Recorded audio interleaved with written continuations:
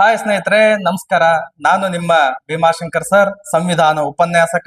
ಇದು target coaching centre Vijayapura. ಈಗಾಗಲೇ ನಾವು ಯೂಟ್ಯೂಬ್ ತರಗತಿಗಳನ್ನ ಪ್ರಾರಂಭ ಮಾಡಿದ್ದು. ಇವತ್ತು ಅತಿ ಮುಖ್ಯವಾದಂತಹ ಒಂದು ಟಾಪಿಕ್ ಅನ್ನ ನಿಮ್ ಮುಂದೆ ತೆಗೆದುಕೊಂಡು ಬಂದಿದ್ದೇನೆ. ಅದು PDO ಮತ್ತು ವಿಲೇಜ್ ಅಕೌಂಟೆಂಟ್ಗೆ ಬೇಕಾದಂತ ಮುಖ್ಯವಾದಂತ ಟಾಪಿಕ್. PDOಗೂ ಬೇಕು, ವಿಲೇಜ್ ಅಕೌಂಟೆಂಟ್ಗೂ ಬೇಕು. ಆ ಟಾಪಿಕ್ ಯಾವುದು ಅಂತಂದ್ರೆ ಸ್ಥಳೀಯ ಸರ್ಕಾರ, ಲೋಕಲ್ ಗೌರ್ಮೆಂಟ್ ಅಂತ ಹೇಳ್ತೇವೆ, ಅಥವಾ 73ನೇ ಸಂವಿಧಾನಾತ್ಮಕ ತಿದ್ದುಪಡಿ ಅಂತ ಹೇಳ್ತೇವೆ. ಈ ಟಾಪಿಕ್ ಮೇಲೆ ಹಲವಾರು ಪ್ರಶ್ನೆಗಳು ಈ ಎರಡು ಒಂದು ಹುದ್ದೆಗಳನ್ನು ನೋಡಿದಾಗ PDO ಮತ್ತು ವಿಲೇಜ್ ಅಕೌಂಟೆಂಟ್ ಎರಡಕ್ಕೂ ಕೂಡ ಕೇಳ್ತಾರ. ಅಂತ ಒಂದು ಟಾಪಿಕ್, ಸಮಗ್ರವಾದಂತ ಟಾಪಿಕ್ ಅನ್ನ ನಿಮ್ ಮುಂದೆ ಇವತ್ತು ತೆಗೆದುಕೊಂಡು ಬಂದಿದ್ದೇನೆ ಸ್ನೇಹಿತರೆ. ಆ ಟಾಪಿಕ್ ಬಗ್ಗೆ ಚರ್ಚೆ ಮಾಡೋಣ. ಇಲ್ಲೇ ನೋಡಿ, ಗಮನಿಸಿ. ಸ್ಥಳೀಯ ಸರ್ಕಾರ ಅಥವಾ ಲೋಕಲ್ ಗೌರ್ಮೆಂಟ್ ಅಂತ ಹೇಳ್ತೇವೆ. ಇದನ್ನೇ ಸಂವಿಧಾನಾತ್ಮಕ 73ನೇ ತಿದ್ದುಪಡಿ ಅಂದ್ರೂ ಕೂಡ ತಪ್ಪಿಲ್ಲ. ಹಾಗಾದ್ರೆ ಈ ಸ್ಥಳೀಯ ಸರ್ಕಾರ ಸಂವಿಧಾನದ ಎಷ್ಟನೇ ಭಾಗದಲ್ಲಿ ಕಂಡು ಬರುತ್ತದೆ ಅಂತಂದ್ರೆ ನೋಡಿ, ಸಂವಿಧಾನದ 9ನೇ ಭಾಗದಲ್ಲಿ ಕಂಡು ಬರುತ್ತದೆ. ಹಾಗಾದ್ರೆ ವಿಧಿಗಳು ಎಲ್ಲಿಂದ ಎಲ್ಲಿವರೆಗೆ ಅಂತಂದ್ರೆ ವಿಧಿ 243ರಿಂದ 243 243ರಿಂದ 243ರವರೆಗೆ ಸ್ಥಳೀಯ ಸರ್ಕಾರ ಇರೋದನ್ನ ಕಾಣ್ತೇವೆ. ಹಾಗಾದ್ರೆ ಸ್ಥಳೀಯ ಸರ್ಕಾರ ಅಂದ್ರೆ ಏನು? ಯಾವುದಕ್ಕೆ ಸ್ಥಳೀಯ ಸರ್ಕಾರ ಅಂತ ಕರಿಬೇಕಂತಂದ್ರೆ, ಗ್ರಾಮೀಣ ಸ್ಥಳೀಯ ಸರ್ಕಾರವನ್ನ ಪಂಚಾಯತ್ ಅಂದ್ರೆ, ಪಂಚಾಯತ್ ಅಂದ್ರೆ ಏನು ಅದರ ಅರ್ಥ ನೋಡಿದಾಗ, ಗ್ರಾಮೀಣ ಸ್ಥಳೀಯ ಸರ್ಕಾರ, ಗ್ರಾಮದಲ್ಲಿರುವಂತಹ ಸ್ಥಳೀಯ ಸರ್ಕಾರಕ್ಕೆ ಏನಂತ ಕರಿತೇವೆ? ಪಂಚಾಯತ್ ಎಂದು ಕರೆಯುತ್ತೇವೆ. ಹಾಗಾದ್ರೆ ಈ ಪಂಚಾಯತ್ ವ್ಯವಸ್ಥೆ ಅಥವಾ ಪಂಚಾಯತ್ ಅನ್ನ ಎಲ್ಲಿ ಕಂಡು ಬರುತ್ತದೆ ಅಂದ್ರೆ, ಕೇಂದ್ರ ಪಟ್ಟಿಯಲ್ಲಿ ಕಂಡು ಬರುತ್ತದೆಯೋ ಅಥವಾ ರಾಜ್ಯ ಪಟ್ಟಿಯಲ್ಲಿ ಕಂಡು ಬರುತ್ತದೆಯೋ ಅಥವಾ ಸಮವರ್ತಿ ಪಟ್ಟಿಯಲ್ಲಿ ಕಂಡು ಬರುತ್ತದೆ ಅಂತಂದ್ರೆ ರಾಜ್ಯ ಪಟ್ಟಿಯಲ್ಲಿ ಕಂಡು ಬರುತ್ತದೆ. ಯಾವುದು? ಪಂಚಾಯತ್ ವ್ಯವಸ್ಥೆ ರಾಜ್ಯ ಪಟ್ಟಿಯಲ್ಲಿ ಕಂಡು ಬರುತ್ತದೆ. ಈ ಪಂಚಾಯತ್ ರಾಜ್ ವ್ಯವಸ್ಥೆಗೆ ಸಂಬಂಧಿಸಿದಂತೆ ಶಾಸನಗಳನ್ನು ಅಥವಾ ಕಾಯ್ದೆ ಕಾನೂನುಗಳನ್ನು ರೂಪಿಸುವ ಅಧಿಕಾರ ಯಾರಿಗಿದೆ? ಇದು ಕೂಡ ಇಂಪಾರ್ಟೆಂಟ್. ಯಾರಿಗೆ ಅಧಿಕಾರ ಇದೆ ಅಂತಂದ್ರೆ ರಾಜ್ಯ ಸರ್ಕಾರಕ್ಕೆ ಅಧಿಕಾರವಿದೆ. ಯಾವ್ದ್ರ ಬಗ್ಗೆ? ಪಂಚಾಯತಿ ಬಗ್ಗೆ. ನಾವು ಏನಾದ್ರೂ ಕಾಯ್ದೆಗಳನ್ನ ಮಾಡ್ಬೇಕಾದ್ರೆ, ಶಾಸನಗಳನ್ನ ರೂಪಿಸಬೇಕಾದ್ರೆ ಆ ಅಧಿಕಾರ ಯಾರಿಗಿದೆ ಅಂತಂದ್ರೆ ರಾಜ್ಯ ಸರ್ಕಾರಕ್ಕೆ ಇದೆ. ಕೇಂದ್ರ ಸರ್ಕಾರ ಅಲ್ಲ, ರಾಜ್ಯ ಸರ್ಕಾರಕ್ಕೆ ಅಧಿಕಾರ ಇರುವಂತದ್ದು. ಹಾಗಾದ್ರೆ ನೆಕ್ಸ್ಟ್ ಬಂದ್ಬಿಟ್ಟು ನೋಡಿ, ಸ್ಥಳೀಯ ಸರ್ಕಾರ ವ್ಯವಸ್ಥೆಯನ್ನು ಭಾರತದಲ್ಲಿ ಅಷ್ಟೇ ಅಲ್ಲದೆ ಬ್ರಿಟನ್ ಒಳಗೂ ಅದ, ಅಮೆರಿಕಾದಲ್ಲಿ ಕಂಡು ಬರುತ್ತದೆ, ಫ್ರಾನ್ಸ್, ಬಾಂಗ್ಲಾದೇಶ್, ಪಾಕಿಸ್ತಾನ್, ನೇಪಾಳ್ ಮತ್ತು ಸೌದಿ ಅರೇಬಿಯಾ ರಾಷ್ಟ್ರಗಳಲ್ಲಿ ಕೂಡ ಕಂಡು ಬರ್ತದೆ. ಮತ್ತು 1992ರ 73ನೇ ಸಂವಿಧಾನ ತಿದ್ದುಪಡಿ ಕಾಯ್ದೆಯ ಮೂಲಕ ಪಂಚಾಯತ್ ರಾಜ್ ಸಂಸ್ಥೆಗಳಿಗೆ ಸಂವಿಧಾನಾತ್ಮಕ ಸ್ಥಾನಮಾನವನ್ನು ನೀಡಲಾಯಿತು. ಕ್ವಶನ್ಸ್ ಹಲವಾರು ಬಾರಿ ಕೇಳಿದ್ದಾರೆ. ಪಂಚಾಯತ್ ರಾಜ್ ವ್ಯವಸ್ಥೆಗೆ ಸಂವಿಧಾನಾತ್ಮಕ ಸ್ಥಾನಮಾನ ನೀಡಿದ್ದು ಯಾವಾಗ? 73ನೇ ಸಂವಿಧಾನಾತ್ಮಕ ತಿದ್ದುಪಡಿಯ ಮೂಲಕ ಅಂತ ಹೇಳ್ಬೇಕು. ಹಾಗಾದ್ರೆ ಈ ಹಿಂದೆ ಅಂದ್ರೆ ಬ್ರಿಟಿಷರ ಆಡಳಿತದಲ್ಲಿ ಏನು ಹಲವಾರು ಕಾಯ್ದೆಗಳಿದ್ವಲ್ಲ, ಆ ಕಾಯ್ದೆಯಲ್ಲಿಯೂ ಕೂಡ ಪಂಚಾಯತ್ ವ್ಯವಸ್ಥೆಯ ಬಗ್ಗೆ ಮಾಹಿತಿ ಇರುವುದನ್ನ ನಾವು ನೋಡ್ತೇವೆ. ಅಂತ ಕಾಯ್ದೆಗಳನ್ನು ನೋಡಿದಾಗ ಇಲ್ಲಿ ನೋಡಿ ಸ್ನೇಹಿತರೆ, 1861ರ ಕಾಯ್ದೆ, 1909ರ ಲಾಹೋರ್ ನಿರ್ಣಯ, 1919ರ ಮಾಂಟಿಗೋ ಚೆಮ್ಸ್ಫರ್ಡ್ ಸುಧಾರಣೆ ಮತ್ತು 1935ರ ಭಾರತ ಸರ್ಕಾರ ಕಾಯ್ದೆ ಸ್ಥಳೀಯ ಸರ್ಕಾರಗಳಿಗೆ ಅವಕಾಶಗಳನ್ನ ಒದಗಿಸಿರುವುದನ್ನ ಕಾಣ್ತೇವೆ ನಾವು. ಅಂದ್ರೆ ಸ್ವತಂತ್ರ ಭಾರತದಲ್ಲಿ ಅಷ್ಟೇ ಅಲ್ಲ, ಬ್ರಿಟಿಷರ ಆಡಳಿತದಲ್ಲಿ ಕೂಡ ಸ್ಥಳೀಯ ಸರ್ಕಾರಕ್ಕೆ ಅವಕಾಶವಿತ್ತು ಅನ್ನೋದಕ್ಕೆ ಈ ಕಾಯ್ದೆಗಳು ಉದಾಹರಣೆ. ಹಾಗಾದ್ರೆ ನೆಕ್ಸ್ಟ್ ಸ್ಥಳೀಯ ಸರ್ಕಾರದ ಬಗ್ಗೆ ನೋಡೋದಾದ್ರೆ, ಪಂಚಾಯತ್ ರಾಜ್ ವ್ಯವಸ್ಥೆಯ ಇತಿಹಾಸ ಎಲ್ಲಿಂದ ಬಂತು, ಯಾವ ರೀತಿ ಅದನ್ನ ತೆಗೆದುಕೊಂಡೆವು ಅಂತಂದಾಗ, ಪಂಚಾಯತ್ ವ್ಯವಸ್ಥೆಯ ಬಗ್ಗೆ ಕೌಟಿಲ್ಯನ ಅರ್ಥಶಾಸ್ತ್ರ, ಈ ವಿಷಯ ಬಗ್ಗೆ ನಿಮ್ಗೆ ಹಲವಾರು ಮಾಹಿತಿ ಇದೆ. ಕೌಟಿಲ್ಯನ ಅರ್ಥಶಾಸ್ತ್ರ, ಮೆಗಾಸ್ತನಿಸನ ಇಂಡಿಕಾ, ಮನುವಿನ ಮನುಸ್ಮೃತಿ, ಮಹಾಭಾರತ ಶಾಂತಿ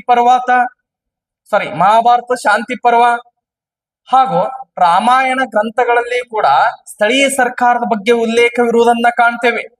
ಇದರ ಜೊತೆಗೆ ಋಗ್ವೇದದಲ್ಲಿ ಉಲ್ಲೇಖವಿರುವಂತೆ ನೋಡ್ರಿ, ಋಗ್ವೇದ, 4 ವೇದಗಳಲ್ಲಿ ಋಗ್ವೇದದಲ್ಲಿ ಉಲ್ಲೇಖವಿರುವಂತೆ ಅಂದ್ರೆ ವೇದಗಳ ಕಾಲದಲ್ಲಿ ವಿಧಾತ, ಸಭಾ ಮತ್ತು ಸಮಿತಿ ಇವು ಪಂಚಾಯತ್ನ ವ್ಯವಸ್ಥೆ, ಪಂಚಾಯತ್ನ ಕಾರ್ಯ ನಿರ್ವಹಿಸ್ತಿದ್ದವು ಅಂತ ಹೇಳ್ತೇವೆ. ಯಾವ ಕಾಲ ಅಂದ್ರೆ ಋಗ್ವೇದದಲ್ಲಿ ಯಾವ ರೂಪದಲ್ಲಿ ಅಂತಂದ್ರೆ ವಿಧಾತ, ಸಭಾ ಮತ್ತು ಸಮಿತಿ ಇವು ಯಾವುದರ ರೂಪದಲ್ಲಿ? ಪಂಚಾಯತ್ನ ರೂಪದಲ್ಲಿ ಕಾರ್ಯನಿರ್ವಹಿಸ್ತಿದ್ದವು ಅಂತ ಹೇಳ್ತೇವೆ.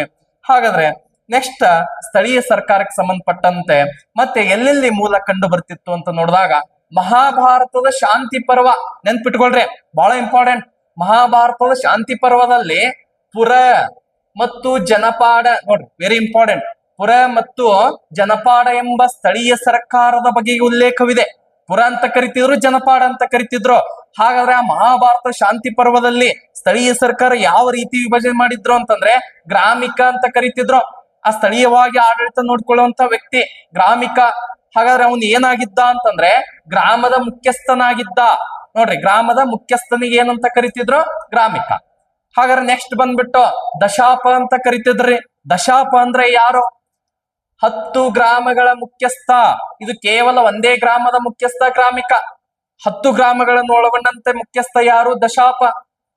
ಮತ್ತು ಶತಗ್ರಾಮಪತಿ. ಶತಗ್ರಾಮಪತಿ ಅಂತ ಅಂದ್ರೆ 100 ಗ್ರಾಮಗಳ ಮುಖ್ಯಸ್ಥನಿಗೆ ಶತಗ್ರಾಮಪತಿ ಅಂತ ಕರಿತಿದ್ರು. ಹಾಗಾದ್ರೆ ನೆಕ್ಸ್ಟ್ ನಾವು ಸ್ಥಳೀಯ ಸರ್ಕಾರ ಎಲ್ಲಿತ್ತು ಅಂತ ನೋಡಿದಾಗ ಚೋಳರ ಕಾಲದಲ್ಲಿ ಕೂಡ ಸ್ಥಳೀಯ ಸರ್ಕಾರ ಇರುವುದನ್ನ ಕಾಣ್ತೇವೆ, ಪಂಚಾಯತ್ ವ್ಯವಸ್ಥೆ ಇರುವುದನ್ನ ಕಾಣ್ತೇವೆ. ಚೋಳರ ಕಾಲದ ಉತ್ತರ ಮೆರೂರು ಶಾಸನದಲ್ಲಿ ಸ್ಥಳೀಯ ಆಡಳಿತದ ಬಗ್ಗೆ ಉಲ್ಲೇಖವಿರುವುದನ್ನು ಕಾಣ್ತೇವೆ. ಚೋಳರ ಕಾಲದ ಉತ್ತರ ಮೆರೂರು ಶಾಸನದಲ್ಲಿ.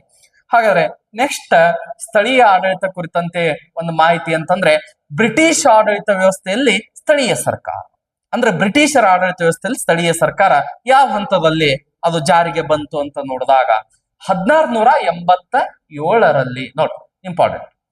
1687ರಲ್ಲಿ ಮದ್ರಾಸ್ನಲ್ಲಿ ಮುನ್ಸಿಪಲ್ ಕಾರ್ಪೊರೇಷನ್ ಸ್ಥಾಪನೆ ಆಗ್ತದೆ. ಮದ್ರಾಸ್ನಲ್ಲಿ ಮುನ್ಸಿಪಲ್ ಕಾರ್ಪೊರೇಷನ್. ಇದಕ್ಕೆ ಏನಂತ ಕರಿತೀವಿ ಅಂತಂದ್ರೆ ಇದು ಭಾರತದ ಪ್ರಥಮ ಸ್ಥಳೀಯ ಸರ್ಕಾರ. ನೋಡಿ, ಭಾರತದ ಪ್ರಥಮ ಸ್ಥಳೀಯ ಸರ್ಕಾರ. ಸ್ವತಂತ್ರ ಪೂರ್ವದಲ್ಲಿ ಮೊದಲ ಸ್ಥಳೀಯ ಸರ್ಕಾರ ಯಾವುದು ಅಂತಾರೆ? Municipal corporation. ಎಲ್ಲಿ ಪ್ರಾರಂಭವಾಯಿತು ಅಂದ್ರೆ ಮದ್ರಾಸ್. ಯಾವಾಗ ಅಂತಂದ್ರೆ 1687ರಲ್ಲಿ. ಆದರೆ ಇದು ಕಾರ್ಯನಿರ್ವಹಿಸಲು ಪ್ರಾರಂಭ ಮಾಡಿದ್ದು ಯಾವಾಗ ಅಂತಂದ್ರೆ ನೋಡಿ, ಇಂಪಾರ್ಟೆಂಟ್, 1688 ಸೆಪ್ಟೆಂಬರ್ 29. 1688 ಸೆಪ್ಟೆಂಬರ್ 29ರಂದು ತನ್ನ ಕಾರ್ಯನಿರ್ವಹಿಸಲು ಪ್ರಾರಂಭ ಮಾಡ್ತಾರೆ. ಯಾವುದು? Municipal corporation. ಎಲ್ಲಿ? ಮದ್ರಾಸ್ನಲ್ಲಿ ಅಂತ ಹೇಳ್ತೀವಿ. ಯಾವಾಗ? 1687ರಲ್ಲಿ ಸ್ಥಾಪನೆ. ನೆಕ್ಸ್ಟ್ 1726ರಲ್ಲಿ 1726ರಲ್ಲಿ ಬಾಂಬೆ ಮತ್ತು ಕಲ್ಕತ್ತಾ ಕಾರ್ಪೊರೇಷನ್ಗಳು ಅಸ್ತಿತ್ವಕ್ಕೆ ಬರ್ತಾವ್ರಿ. ಬಾಂಬೆ ಮತ್ತು ಕಲ್ಕತ್ತಾ ಕಾರ್ಪೊರೇಷನ್. ನೆಕ್ಸ್ಟ್ 1870ರಲ್ಲಿ ಲಾರ್ಡ್ ಮೇವ್, ನಿಮ್ಗೆ ಗೊತ್ತಿರುವಂತೆ ಲಾರ್ಡ್ ಮೇವ್ ಆಡಳಿತದಲ್ಲಿ ವಿಕೇಂದ್ರೀಕರಣ ತರ್ತಾರೆ. ವಿಕೇಂದ್ರೀಕರಣ, ಆಡಳಿತವನ್ನು ವಿಭಜನೆ ಮಾಡೋದು, ಅದಕ್ಕೆ ವಿಕೇಂದ್ರೀಕರಣ ಅಂತ ಕರಿತೀವಿ. ಲಾರ್ಡ್ ಮೇವ್ ಆಡಳಿತದಲ್ಲಿ ವಿಕೇಂದ್ರೀಕರಣ ಘೋಷಿಸಿ ಸ್ಥಳೀಯ ಸರ್ಕಾರಗಳಿಗೆ ಅವಕಾಶವನ್ನು ಕಲ್ಪಿಸ್ತಾರೆ. ಸ್ಥಳೀಯ ಸರ್ಕಾರಗಳಿಗೆ ಅವಕಾಶ ಕಲ್ಪಿಸಿದಂತ ವ್ಯಕ್ತಿ ಯಾರು ಅಂದ್ರೆ ಲಾರ್ಡ್ ಮೇವ್.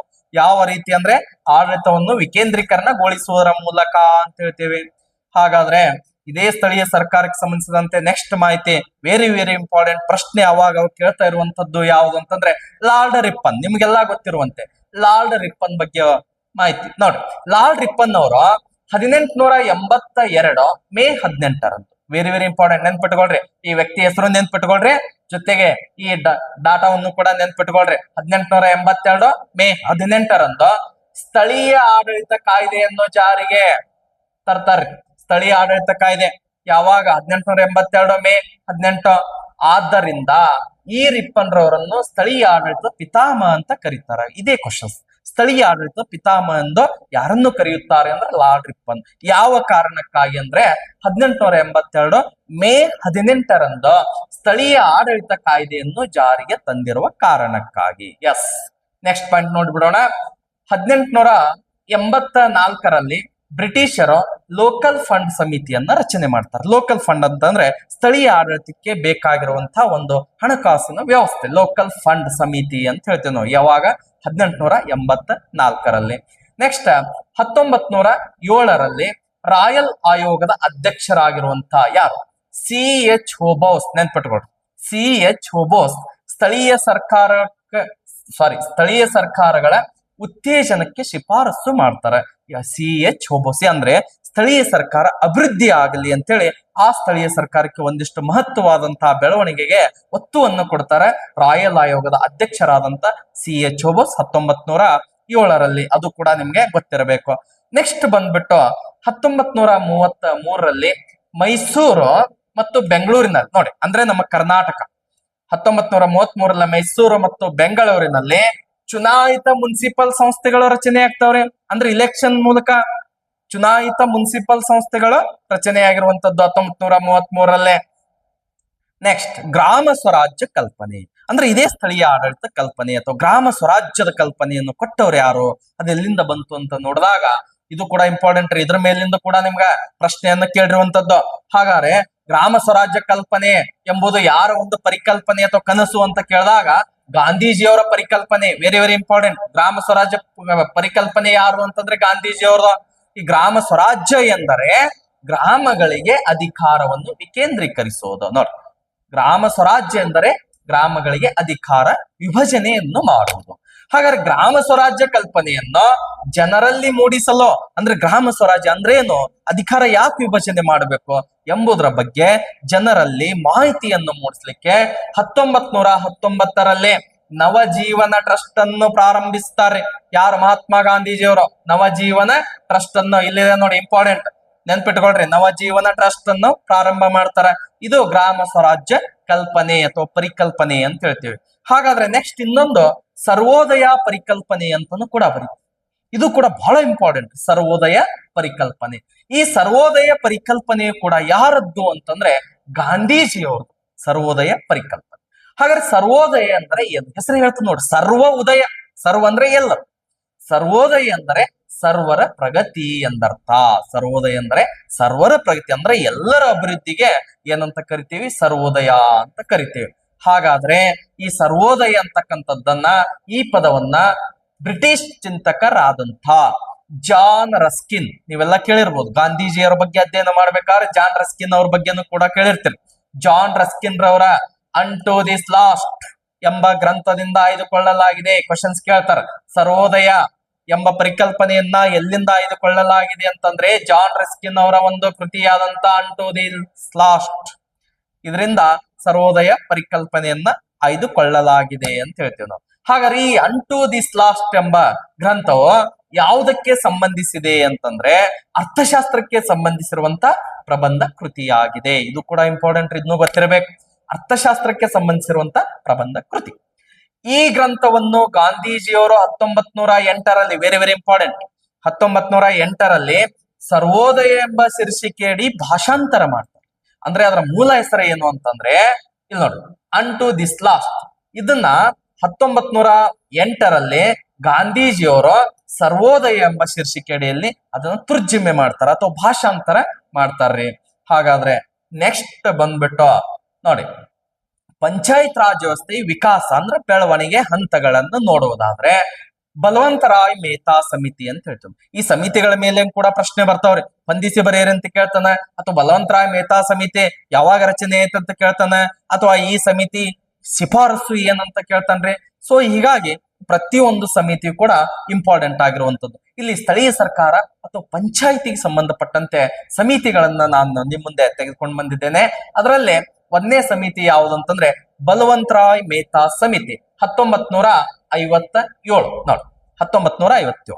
ಈ ಬಲವಂತರಾಯ್ ಮೆಹ್ತಾ ಸಮಿತಿ ಏನನ್ನ ಶಿಫಾರಸು ಮಾಡುತ್ತದೆ ಅಂತಂದ್ರೆ 3 ಹಂತದ ಪಂಚಾಯಿತಿ ವ್ಯವಸ್ಥೆಯನ್ನ ಶಿಫಾರಸು ಮಾಡ್ತದೆ. 3 ಹಂತದ ಪಂಚಾಯಿತಿ ವ್ಯವಸ್ಥೆ ಇರಬೇಕು. ಹಾಗಾದ್ರೆ ಆ 3 ಹಂತದ ಪಂಚಾಯಿತಿ ವ್ಯವಸ್ಥೆ ಯಾವುವು? ಒಂದು, ಗ್ರಾಮ ಮಟ್ಟದಲ್ಲಿ ಗ್ರಾಮ ಪಂಚಾಯಿತಿ ಇರಬೇಕು ಅಂತ. 2, ಪಂಚಾಯತ್ ಸಮಿತಿ, ಅಂದ್ರೆ ಏನ್ ತಾಲೂಕು ಪಂಚಾಯಿತಿ ಅಂತ ಕರಿತೀವಲ್ಲ ಇದನ್ನ ಪಂಚಾಯತ್ ಸಮಿತಿ ಅಂತ ಹೇಳ್ತದೆ. 3ನೇದು ಈಗ ಜಿಲ್ಲಾ ಪಂಚಾಯತ್ ಅಂತ ಕರಿತೀವಲ್ಲ ಅದೇ ಜಿಲ್ಲಾ ಪರಿಷತ್. ಸೊ ಈ ರೀತಿ 3 ಹಂತದ ಪಂಚಾಯತ್ ವ್ಯವಸ್ಥೆಯನ್ನು ಶಿಫಾರಸು ಮಾಡಿರುವಂತಹ ಒಂದು ಸಮಿತಿ ಯಾವುದು ಅಂತಂದ್ರೆ ಬಲವಂತರಾಯ್ ಸಮಿತಿ, ಗ್ರಾಮ ಪಂಚಾಯತ್, ಪಂಚಾಯತ್ ಸಮಿತಿ, ಜಿಲ್ಲಾ ಪರಿಷತ್. ಸೊ ನೆನ್ಪಿಟ್ಕೊಳ್ರಿ, 1957 ಶಿಫಾರಸು ಮಾಡಿರುವಂತದ್ದು. ಕಂಪಲ್ಸರಿ ಕ್ವಶನ್ಸ್ ಕೇಳ್ತಾನೆ, ಮ್ಯಾಗ ಗೊತ್ತಿರ್ಲೇಬೇಕು. ಎಸ್. ನೆಕ್ಸ್ಟ್ ಸಮಿತಿ ಯಾವುದು ಅಂತಂದ್ರೆ ಕೆ ಸಂತಾನಂ ಸಮಿತಿ. ಕೆ ಸಂತಾನಂ ಸಮಿತಿ ಯಾವಾಗ ರಚನೆ ಆಯ್ತು ಅಂತಂದ್ರೆ, ಯಾವಾಗ ಶಿಫಾರಸು ಮಾಡ್ತು ಅಂತಂದ್ರೆ 1963 ಕೆ ಸಂತಾನಂ ಸಮಿತಿ ನೋಡ್ತೇವೆ. ಹಾಗಾದ್ರೆ ಈ ಸಂತಾನಂ ಸಮಿತಿ ಯಾವ ಒಂದು ಅಂಶ ಶಿಫಾರಸು ಮಾಡುತ್ತದೆ ಅಂತಂದ್ರೆ ಪಂಚಾಯತ್ ರಾಜ್ ವ್ಯವಸ್ಥೆಗೆ ಹಣಕಾಸು ಸಹಕಾರ ಸಂಸ್ಥೆಯನ್ನ ನೀಡಬೇಕು. ಬರೀ ಸ್ಥಳೀಯ ಮಟ್ಟದಲ್ಲಿ ಪಂಚಾಯತಿ ಸ್ಥಾಪನೆ ಮಾಡ್ರಿ, ಹಳ್ಳಿ ಅಭಿವೃದ್ಧಿ ಮಾಡ್ರಿ ಅಂತಂದ್ರೆ ಆ ಅಭಿವೃದ್ಧಿ ಆಗಬೇಕಾದ್ರೆ ಹಣ ಬೇಕು. ಹಣ ಬೇಕಾದ್ರೆ ಯಾವ್ಯಾವ ಮೂಲದಿಂದ ಹಣವನ್ನು ಪಡೆದುಕೊಳ್ಳಬೇಕು ಸ್ಥಳೀಯ ಸರ್ಕಾರ ಅಥವಾ ಪಂಚಾಯತಿ ಅಂತ ನೋಡಿದಾಗ ಅಲ್ಲಿ ಹಣಕಾಸು ಕೊರತೆ ಕಂಡು ಬರ್ತದೆ. ಅದಕ್ಕಾಗಿ ಕೆ ಸಂತಾನಂ ಸಮಿತಿ ಏನ್ ಹೇಳ್ತಂತಂದ್ರೆ ಹಣಕಾಸು ಸಹಕಾರ ಸಂಸ್ಥೆಯನ್ನು ರಚನೆ ಮಾಡ್ರಿ, ಅದರ ಮೂಲಕ ಪಂಚಾಯತಿಗೆ ಹಣವನ್ನು ಒದಗಿಸ್ಕೊಡ್ರಿ ಅಂತ ಹೇಳ್ತದೆ. ನೆಕ್ಸ್ಟ್ ಶಿಫಾರಸು ಏನ್ ಹೇಳ್ತಂತಂದ್ರೆ ರಾಜ್ಯ ಮಟ್ಟದ ಅನುದಾನವನ್ನು ಪಂಚಾಯತ್ ಸಂಸ್ಥೆಗೆ ವರ್ಗಾಯಿಸುವುದು. ಅಂದ್ರೆ ರಾಜ್ಯಕ್ಕೆ ಪ್ರತಿ ವರ್ಷ ಏನು ಬಜೆಟ್ ಘೋಷಣೆ ಮಾಡ್ತೀವಲ್ಲ, ಅನುದಾನ ಘೋಷಣೆ ಮಾಡ್ತೀವಲ್ಲ, ಅಲ್ಲಿ ಪಂಚಾಯತಿಗೆ ಒಂದಿಷ್ಟು ಹಣವನ್ನು ತೆಗೆದಿಡಬೇಕು, ಪಂಚಾಯತಿಗೆ ಒಂದಿಷ್ಟು ಹಣವನ್ನು ಮೀಸಲಿಡಬೇಕು ಅಂತ ಹೇಳಿರುವಂತಹ ಸಮಿತಿನ ಯಾವ್ದು? ಕೆ ಸಂತಾನಂ ಸಮಿತಿ. ಈ ಎರಡು ಪ್ರಮುಖವಾದಂತಹ ಶಿಫಾರಸುಗಳ ಸಂತಾನಂ ಸಮಿತಿ ಬಗ್ಗೆ ಇದ್ ನೆನ್ಪಿಟ್ಕೊಳ್ಳೇಬೇಕು. ಒಂದು ಹಣಕಾಸು ಸಹಕಾರ ಸಂಸ್ಥೆ ರಚನೆ ಮಾಡಬೇಕು, ಇನ್ನೊಂದು ರಾಜ್ಯ ಅನುದಾನವನ್ನ ತೆಗೆದಿಡಬೇಕು ಅಂತ ಹೇಳ್ತಾರೆ. ನೆಕ್ಸ್ಟ್ ಸಮಿತಿ ಯಾವ್ದಿದೆ ಅಂತ ನೋಡಿ, ಅಶೋಕ್ ಮೆಹ್ತಾ ಸಮಿತಿ. ಈ ಅಶೋಕ್ ಮೆಹ್ತಾ ಸಮಿತಿ ಯಾವಾಗ ಅಂತಂದ್ರೆ 1977ರಲ್ಲಿರುವಂತದ್ದು ಅಶೋಕ್ ಮೆಹ್ತಾ ಸಮಿತಿ 77ರಲ್ಲಿ ಶಿಫಾರಸು ಮಾಡ್ತಾರೆ. ಏನಂತ ಹೇಳ್ತದಂತಂದ್ರೆ ಬಲವಂತರಾಯ್ ಮೆಹ್ತಾ ಸಮಿತಿ ಏನ್ ಶಿಫಾರಸು ಮಾಡಿರುತ್ತಂತಂದ್ರೆ 3 ಹಂತದ ಪಂಚಾಯತ್. ಆದ್ರೆ ಅಶೋಕ್ ಮೆಹ್ತಾ ಸಮಿತಿ ಏನ್ ಹೇಳುತ್ತದೆ ಅಂತಂದ್ರೆ 3 ಹಂತದ ಪಂಚಾಯತ್ ವ್ಯವಸ್ಥೆ ಬೇಡ, ಕೇವಲ ಅದರ ಬದಲಿಗೆ 2 ಹಂತದ ಪಂಚಾಯತಿಗಳನ್ನ ಸ್ಥಾಪನೆ ಮಾಡಬೇಕು ಅಂತ ಹೇಳ್ತದ. ಅಲ್ಲಿ ನೋಡ್ರಿ, ಇಲ್ಲೇ ಬಲವಂತರಾಯ್ ಮೆಹ್ತಾ ಸಮಿತಿ 3 ಹಂತ ಅಂತ ಹೇಳಿದೆ, ಗ್ರಾಮ ಪಂಚಾಯತ್, ಪಂಚಾಯತ್ ಸಮಿತಿ, ಜಿಲ್ಲಾ ಪರಿಷತ್. ಆದ್ರೆ ಇದಕ್ಕೆ ವಿರುದ್ಧವಾಗಿ ಬಲವಂತ ಮೆಹ್ತಾ ಸಮಿತಿಗೆ ವಿರುದ್ಧವಾಗಿ ನೆನ್ಪಿಟ್ಕೊಳ್ರಿ, ಅಶೋಕ್ ಮೆಹ್ತಾ ಸಮಿತಿ 1977ರಲ್ಲಿ 3 ಹಂತ ಪಂಚಾಯತ್ ವ್ಯವಸ್ಥೆ ಬೇಡ, ಕೇವಲ 2 ಹಂತದ ಪಂಚಾಯತ್ ವ್ಯವಸ್ಥೆಯನ್ನು ರಚಿಸಬೇಕು ಅಂತೇಳಿ ಶಿಫಾರಸು ಮಾಡ್ತದ. ಅವು ಯಾವ್ಯಾವ ಅಂತಂದ್ರೆ, ಒಂದು ಮಂಡಲ ಪಂಚಾಯತ್, ಅಂದ್ರೆ ಗ್ರಾಮ ಮಟ್ಟದಲ್ಲಿ ಗ್ರಾಮ ಪಂಚಾಯತ್ ಅಂತ ಏನ ಕರಿತೀವೋ ಅದನ್ನೇ ಮಂಡಲ ಪಂಚಾಯತ್. ಇನ್ನೊಂದು ಯಾವ್ದಂತಂದ್ರೆ ಜಿಲ್ಲಾ ಪರಿಷತ್ ಅಥವಾ ಜಿಲ್ಲಾ ಪಂಚಾಯತ್. ಈ ಏನ್ ನಾವು ಜಿಲ್ಲಾ ಪಂಚಾಯತ್ ಅಂತ ಕರಿತೀವಲ್ಲ ಅದನ್ನೇ ಯಾವ್ದಾರ ಜಿಲ್ಲಾ ಪರಿಷತ್. ಈ 2 ಪಂಚಾಯತಿಗೆ ಶಿಫಾರಸು ಮಾಡ್ತದ. ಇದರ ಜೊತೆಗೆ ಪಂಚಾಯತ್ ರಾಜ್ ಮಂತ್ರಿಯನ್ನು ನೇಮಿಸಬೇಕು ಅಂತೇಳಿ ಶಿಫಾರಸು ಮಾಡ್ತದೆ. ಬಹಳ ಇಂಪಾರ್ಟೆಂಟ್, ನೆನ್ಪಿಟ್ಕೊಡ್ರಿ. ಪಂಚಾಯತ್ ರಾಜ್ ಮಂತ್ರಿಯನ್ನು ನೇಮಿಸಬೇಕು ಎಂದು ಹೇಳಿರುವಂತಹ ಅಥವಾ ಶಿಫಾರಸು ಮಾಡಿರುವಂತಹ ಸಮಿತಿ ಯಾವುದು ಅಂತಂದ್ರೆ ಅಶೋಕ್ ಮೆಹ್ತಾ ಸಮಿತಿ. ಅಶೋಕ್ ಮೆಹ್ತಾ ಸಮಿತಿ ಅಂತ ಹೇಳ್ತೇವೆ. ನೆಕ್ಸ್ಟ್ ಬರುವಂತಹ ಸಮಿತಿ ಯಾವುದು ಅಂತಂದ್ರೆ ಜಿ.ವಿ.ಕೆ. ರಾವ್ ಸಮಿತಿ. ನೋಡ್ರಿ, ಜಿ.ವಿ.ಕೆ. ರಾವ್ ಸಮಿತಿ 1985. ಇದೇನ್ ಹೇಳುತ್ತದೆ ಅಂತಂದ್ರೆ ಪಂಚಾಯತ್ ರಾಜ್ ವ್ಯವಸ್ಥೆಯ ಪುನಶ್ಚೇತನಗೊಳಿಸಬೇಕು. ಅಂದ್ರೆ ಪಂಚಾಯತ್ ರಾಜ್ ವ್ಯವಸ್ಥೆಗೆ ಹೊಸ ರೂಪವನ್ನು ಕೊಟ್ಟು ಇನ್ನಿಷ್ಟು ಅಭಿವೃದ್ಧಿಗೊಳಿಸಬೇಕು. ಹಳೆ ಬೇರು ಹೊಸ ಚಿಗುರು ಅಂತ ಕರಿತೀವಲ್ಲ, ಆ ರೀತಿ ಇದನ್ನ ಪುನಶ್ಚೇತನಗೊಳಿಸಬೇಕು ಅಂತ ಹೇಳ್ತದೆ. ನೋಡ್ರಿ, ಈ ಸಮಿತಿಯು ಪಂಚಾಯತ್ ರಾಜ್ ವ್ಯವಸ್ಥೆಯನ್ನು ಏನೆಂದು ಕರೆದಿದೆ ಅಂತಂದ್ರೆ ಬೇರುಗಳಿಲ್ಲದ ಹುಲ್ಲು. ಇಂಪಾರ್ಟೆಂಟ್, ಗ್ರಾಸ್ ವಿದೌಟ್ ರೂಟ್ಸ್ ಅಂತ ಹೇಳ್ತೀವಿ ನಾವು. ಗ್ರಾಸ್ ವಿದೌಟ್ ರೂಟ್ಸ್, ಬೇರುಗಳಿಲ್ಲದ ಹುಲ್ಲು ಎಂದು ಕರೆದಿರುವಂತಹ ಸಮಿತಿ ಯಾವುದು ಅಂತಂದ್ರೆ ಜಿ.ವಿ.ಕೆ. ರಾವ್ ಸಮಿತಿ. ಯಾವಾಗ? 1985. ಇದರ ಮುಖ್ಯ ಶಿಫಾರಸು ಏನಂತಂದ್ರೆ ಪಂಚಾಯತ್ ರಾಜ್ ವ್ಯವಸ್ಥೆಯನ್ನ ಪುನಶ್ಚೇತನಗೊಳಿಸಬೇಕು ಅಂತ ಹೇಳ್ತದೆ. ಎಸ್, ಹಾಗಾದ್ರೆ ನೆಕ್ಸ್ಟ್ ಸಮಿತಿ ಯಾವ ರೀತಿ ಇದೆ ಅಂತ ಒಂದ್ಸಲ ನೋಡ್ಬಿಡಿ. ನೋಡಿ, ಎಲ್.ಎಂ. ಸಿಂಘ್ವಿ ಸಮಿತಿ. ಎಲ್.ಎಂ. ಸಿಂಘ್ವಿ ಸಮಿತಿ ಅಂತಿದೆ. ಎಲ್.ಎಂ. ಸಿಂಘ್ವಿ ಸಮಿತಿ 1986ರಲ್ಲಿ ನೇಮಕವಾಗಿರುವಂಥದ್ದು ಎಲ್.ಎಂ. ಸಿಂಘ್ವಿ ಸಮಿತಿ. ಈ ಎಲ್.ಎಂ. ಸಿಂಘ್ವಿ ಸಮಿತಿ ಏನು ಶಿಫಾರಸು ಮಾಡುತ್ತದೆ ಅಂತಂದ್ರೆ ಪಂಚಾಯತ್ ರಾಜ್ ಸಂಸ್ಥೆಗಳಿಗೆ ಸಂವಿಧಾನಾತ್ಮಕ ಸ್ಥಾನಮಾನ ನೀಡಬೇಕು. Very very important. ಯಾವಾಗ ಸಂವಿಧಾನಾತ್ಮಕ ಸ್ಥಾನಮಾನ ನೀಡಲಾಗುತ್ತದೆಯೋ ಅವಾಗ ಗ್ರಾಮಗಳ ಅಭಿವೃದ್ಧಿ ಆಗ್ತವ, ಪಂಚಾಯತಿ ಅಭಿವೃದ್ಧಿ ಆಗ್ತದೆ. ಒಂದು ಕಟ್ಟುನಿಟ್ಟ ಕ್ರಮಬದ್ಧದಲ್ಲಿ ಅದು ನಡೆದುಕೊಂಡು ಹೋಗ್ತದೆ ಮತ್ತು ಇಡೀ ದೇಶಕ್ಕೆ ಅನ್ವಯವಾಗ್ತದೆ ಅನ್ನೋ ಕಾರಣಕ್ಕಾಗಿ ಎಲ್.ಎಂ. ಸಿಂಘ್ವಿ ಸಮಿತಿ 1986ರಲ್ಲಿ ಏನ್ ಹೇಳ್ತದೆ ಅಂತಂದ್ರೆ ಪಂಚಾಯತ್ ರಾಜ್ ಸಂಸ್ಥೆಗಳಿಗೆ ಸಂವಿಧಾನಾತ್ಮಕ ಸ್ಥಾನಮಾನ, ಅಂದ್ರೆ ಸಂವಿಧಾನದಲ್ಲಿ ಒಂದು ಅವಕಾಶವನ್ನು ಕಲ್ಪಿಸಿಕೊಡಿ, ತನ್ನದೇ ಆದಂತಹ ಒಂದು ತಿದ್ದುಪಡಿಯನ್ನ ಮಾಡಿ ಅದಕ್ಕೆ ಬೇಕಾಗಿರುವಂತದ್ದು ಅಂತ ಹೇಳ್ತದ ಎಲ್.ಎಂ. ಸಿಂಘ್ವಿ ಸಮಿತಿ.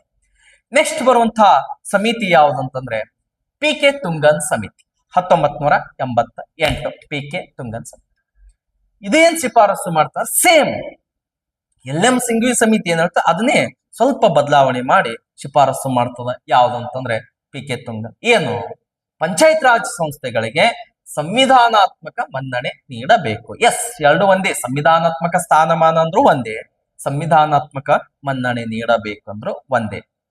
ನೆಕ್ಸ್ಟ್ ಬರುವಂತಹ ಸಮಿತಿ ಯಾವ್ದಂತಂದ್ರೆ ಗಾಡ್ಗಿಲ್ ಸಮಿತಿ. ಗಾಡ್ಗಿಲ್ ಸಮಿತಿ 1989ರಲ್ಲಿ ಶಿಫಾರಸು ಮಾಡ್ತಾರೆ. ಏನಂತ ಹೇಳಿ ಶಿಫಾರಸು ಮಾಡ್ತಂತಂದ್ರೆ ಆ ಬಲವಂತರಾಯ್ ಮೆಹ್ತಾ ಸಮಿತಿ ಏನ್ ಹೇಳ್ತಲ್ಲ ಸೇಮ್ 3 ಹಂತದ ಪಂಚಾಯತ್ ವ್ಯವಸ್ಥೆ ಇರಬೇಕು ಅಂತ ಹೇಳ್ತಾರೆ. ಅಂದ್ರೆ ಗ್ರಾಮ ಪಂಚಾಯತಿ, ತಾಲೂಕ್ ಜಿಲ್ಲಾ ಪಂಚಾಯತಿ ಅಂತ ಏನ್ ಕರಿತೇವೆ ನಾವು, ಆ 3 ಹಂತದ ಪಂಚಾಯತಿ ವ್ಯವಸ್ಥೆ ಇರಬೇಕು. ನೆಕ್ಸ್ಟ್ ಏನ್ ಶಿಫಾರಸ್ಸು ಮಾಡ್ತಾರ, ಆ ಪಂಚಾಯತಿ ಅಧಿಕಾರಾವಧಿ ಎಷ್ಟಿರಬೇಕು ಅಂತಂದ್ರೆ 5 ವರ್ಷ ಅಧಿಕಾರಾವಧಿ ಇರಬೇಕು ಅಂತ ಹೇಳ್ತು. ಮತ್ತು ಆ ಪಂಚಾಯಿತಿಯಲ್ಲಿ ಮೀಸಲಾತಿಯನ್ನು ಒದಗಿಸಿ ಕೊಡಬೇಕು ಅಂತ ಹೇಳ್ತು. ಮೀಸಲಾತಿ ಅಂದ್ರೆ ಮಹಿಳೆಯರಿಗೆ ಇಷ್ಟು ಇರಬೇಕು ಸೀಟುಗಳ ಸ್ಥಾನಗಳು, ಪರಿಶಿಷ್ಟ ಜಾತಿಗೆ ಸ್ಥಾನಗಳು ಮೀಸಲಿಡಬೇಕು, ಪರಿಶಿಷ್ಟ ಪಂಗಡಕ್ಕೆ ಸ್ಥಾನಗಳು ಮೀಸಲಿಡಬೇಕು. ಅಷ್ಟೇ ಅಲ್ಲ, ಅದರ OBC ಕೂಡ ಅಂದ್ರೆ ಸಾಮಾನ್ಯ ವರ್ಗಕ್ಕೂ ಕೂಡ ಸ್ಥಾನಗಳನ್ನ ಮೀಸಲಿಡಬೇಕು. ಸೊ ಈ ಮೀಸಲಾತಿ ಬಗ್ಗೆ ಹೇಳಿರುವಂತದ್ದು ಯಾವ, ಗಾಡ್ಗಿಲ್ ಸಮಿತಿ. ಒಟ್ಟಾರೆ ಈ ಗಾಡ್ಗಿಲ್ ಸಮಿತಿಯನ್ನು ನೋಡಿದಾಗ ನಮಗೆ ಏನು ಕಂಡು ಬರುತ್ತದೆ ಅಂತಂದ್ರೆ, ಪ್ರಸ್ತುತ ಸ್ಥಳೀಯ ಸರ್ಕಾರ ಏನಿದೆಯೋ, ಪ್ರಸ್ತುತ ಪಂಚಾಯತ್ ವ್ಯವಸ್ಥೆ ಏನಿದೆಯೋ ಅದೆಲ್ಲವೂ ಕೂಡ ಒಳಗೊಂಡಿರುವಂತದ್ದು ಯಾವುದು ಅಂತಂದ್ರೆ ಗಾಡ್ಗಿಲ್ ಸಮಿತಿ. ನೋಡ್ರಿ, ಪ್ರಸ್ತುತ 3 ಹಂತ ಇದೆ, ಪ್ರಸ್ತುತನೂ ಅಧಿಕಾರಾವಧಿ 5 ವರ್ಷ ಅಂತಿದೆ, ಪ್ರಸ್ತುತನೂ ಕೂಡ ಮೀಸಲಾತಿ ಇದೆ. ಸೊ ಹೀಗಾಗಿ ಗಾಡ್ಗಿಲ್ ಸಮಿತಿ ಪ್ರಸ್ತುತ ಸ್ಥಳೀಯ ಸರ್ಕಾರಕ್ಕೆ ಅತ್ಯಂತ ಹೊಂದಾಣಿಕೆ ಆಗುವಂತಹ ಒಂದು ಸಮಿತಿ ಅಂತ ಕೂಡ ನಾವು ಹೇಳ್ಬೋದು. ನೆಕ್ಸ್ಟ್ ಬಂದ್ಬಿಟ್ಟು ಸ್ನೇಹಿತರೆ ನೋಡಿ, ಈ ಪಂಚಾಯತ್ ವ್ಯವಸ್ಥೆಗೆ ಸಂವಿಧಾನಿಕ ಸ್ಥಾನಮಾನ ದೊರಕಿಸಿಕೊಟ್ಟದ್ದು ಯಾವಾಗ ಅಂತ ನೋಡಿದಾಗ, ಯಾಕಂತಂದ್ರೆ ರಾಜ್ಯ ನೀತಿ ನಿರ್ದೇಶಕ ತತ್ವದಲ್ಲಿ ಯಾವಾಗ ಸಂವಿಧಾನ ಬರೆದ್ರು ಅವಾಗೆ 40ನೇ ವಿಧಿಯಲ್ಲಿ ಪಂಚಾಯತ್ ರಾಜ್ ವ್ಯವಸ್ಥೆ ಬಗ್ಗೆ ಮಾಹಿತಿಯನ್ನು ಕೊಡಲಾಗಿದೆ. ಅಂದ್ರೆ ಪಂಚಾಯತ್ ರಾಜ್ ವ್ಯವಸ್ಥೆಯನ್ನು ಸ್ಥಾಪಿಸಬೇಕು, ಪಂಚಾಯತ್ಗಳನ್ನು ಸ್ಥಾಪಿಸುವ ಮೂಲಕ ಅಭಿವೃದ್ಧಿಯನ್ನು ಮಾಡಬೇಕು, ಗ್ರಾಮಗಳ ಅಭಿವೃದ್ಧಿ ಆಗಬೇಕು, ಸ್ಥಳೀಯ ಸರ್ಕಾರದಲ್ಲಿ ಭಾರತದ ಜನರನ್ನ ಪಾಲ್ಗೊಳಿಸಬೇಕು ಅಂತ ಹೇಳಿ ಹೇಳ್ತದೆ 40ನೇ ವಿಧಿ. ಆದರೆ ಸಂವಿಧಾನಿಕ ಸ್ಥಾನಮಾನ ಇರಲಿಲ್ಲ, ಕಟ್ಟುನಿಟ್ಟಾಗಿ ಕಡ್ಡಾಯ ಅಂತ ಇರಲಿಲ್ಲ, ನ್ಯಾಯ ರಕ್ಷಿತ ಅಂತ ಹೇಳಿ ಇರಲಿಲ್ಲ. ಹಾಗಾದ್ರೆ ಸಂವಿಧಾನಿಕ ಸ್ಥಾನಮಾನ ಯಾವಾಗ ದೊರಕಿಸಿಕೊಟ್ರು ಅಂತಂದ್ರೆ PV ನರಸಿಂಹರಾವ್ ನೇತೃತ್ವದ ಕಾಂಗ್ರೆಸ್ ಸರ್ಕಾರ 1991ರಲ್ಲಿ ಸಂವಿಧಾನ ತಿದ್ದುಪಡಿ ಮಸೂದೆಯನ್ನ ಲೋಕಸಭೆಯಲ್ಲಿ ಮಂಡಿಸಿತು. 1991ರಲ್ಲಿ ಯಾರ ನೇತೃತ್ವದಲ್ಲಿ, PV ನರಸಿಂಹರಾವ್ ನೇತೃತ್ವದಲ್ಲಿ ಮಸೂದೆಯನ್ನ ಮೊಟ್ಟ ಮೊದಲ ಬಾರಿ ಲೋಕಸಭೆಯಲ್ಲಿ ಮಂಡಿಸ್ತದೆ. ಆಗ ಲೋಕಸಭೆ ಆ ಮಸೂದೆಗೆ ಅನುಮೋದನೆ ನೀಡಿದ್ದು ಯಾವಾಗ ಅಂತಂದ್ರೆ 1992 ಡಿಸೆಂಬರ್ 22. ಹಾಗೆ ರಾಜ್ಯಸಭೆ ಅನುಮೋದನೆ ನೀಡಿದ್ದು ಯಾವಾಗ ಅಂತಂದ್ರೆ 1992 ಡಿಸೆಂಬರ್ 23. 22ಕ್ಕೆ ಲೋಕಸಭೆ, 23ಕ್ಕೆ ರಾಜ್ಯಸಭೆ, ಮರುದಿವ್ಸ ರಾಜ್ಯಸಭೆ ನೀಡ್ತದೆ. ಇದಾದ ನೋಡ್ರಿ, ಇದು ವಿಶೇಷವಾದಂತಹ ಒಂದು ತಿದ್ದುಪಡಿ, ವಿಶೇಷವಾದಂತಹ ಸಂವಿಧಾನ ತಿದ್ದುಪಡಿ ಇರೋದು. ಯಾಕಂದ್ರೆ ಇಲ್ಲಿ ನೋಡ್ರಿ ಕೆಳಗಡೆ 17 ರಾಜ್ಯ ಅಂತ ಹೇಳ್ತೀವಿ. ಲೋಕಸಭೆ ರಾಜ್ಯಸಭೆ ಅನುಮೋದನೆ ನೀಡಿದ ನಂತರ ಒಟ್ಟು 17 ರಾಜ್ಯ ವಿಧಾನಸಭೆಗಳ ಅನುಮೋದನೆಯನ್ನು ಪಡೆದುಕೊಳ್ಳಲಾಯಿತು. 17 ರಾಜ್ಯ ವಿಧಾನಸಭೆ ಅವುಗಳ ಅನುಮೋದನೆಯನ್ನು ಪಡೆದುಕೊಂಡು 1993 ಏಪ್ರಿಲ್ 20ರಂದು ರಾಷ್ಟ್ರಪತಿಯವರಿಂದ ಅಂಕಿತವನ್ನು ಪಡೆದುಕೊಳ್ಳಲಾಗುತ್ತದೆ. ಅಂದ್ರೆ ರಾಷ್ಟ್ರಪತಿಯವರು ಆ ಮಸೂದೆಗೆ ಅಂಕಿತ ನೀಡರೆ ಕಾಯ್ದೆ ಜಾರಿ ಆಯಿತು ಅಂದ, ಪಾಸ್ ಆಯ್ತು ಅಂದ. ರಾಷ್ಟ್ರಪತಿಯವರ ಅಂಕಿತ ಯಾವಾಗ, 1993 ಏಪ್ರಿಲ್ 20. ನೆಕ್ಸ್ಟ್ ನೋಡಿ, ಈ ತಿದ್ದುಪಡಿಯನ್ನು ರಾಷ್ಟ್ರಪತಿಯವರ ಅಂಕಿತ ಆಯ್ತಲ್ಲ, ಈ ತಿದ್ದುಪಡಿಯನ್ನು ಯಾವ ಹೆಸರಿನ ಮೂಲಕ ಅಂದ್ರೆ ಯಾವ ಶೀರ್ಷಿಕೆಯಡಿ ಅಂತಂದ್ರೆ ದಿ ಪಂಚಾಯತ್ ಎಂಬ ಶೀರ್ಷಿಕೆಯಡಿ ಮಾಡಲಾಗುತ್ತದೆ. ಅಂದ್ರೆ ಅದರ ಹೆಸರು ಏನು ಕೊಡಲಾಗುತ್ತದೆ ಅಂದ್ರೆ ದಿ ಪಂಚಾಯತ್ ಎಂಬ ಶೀರ್ಷಿಕೆ.